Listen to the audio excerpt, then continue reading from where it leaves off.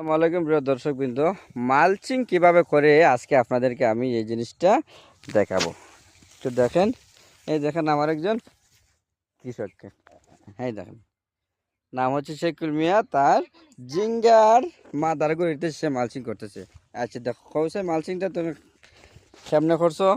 Mulching আগে তারা চতুর্দিকের গাছগুলা মাটি সব পরিষ্কার করছে, তারপর এগুলার আবার এই দেখেন মাদার চতুর্দিকে কিন্তু ঘুরিয়ে দিতেছে। দেও না একটু সুন্দর করে দেও, মানে তুমি যেমটিকে দেও এমটিকে দেও।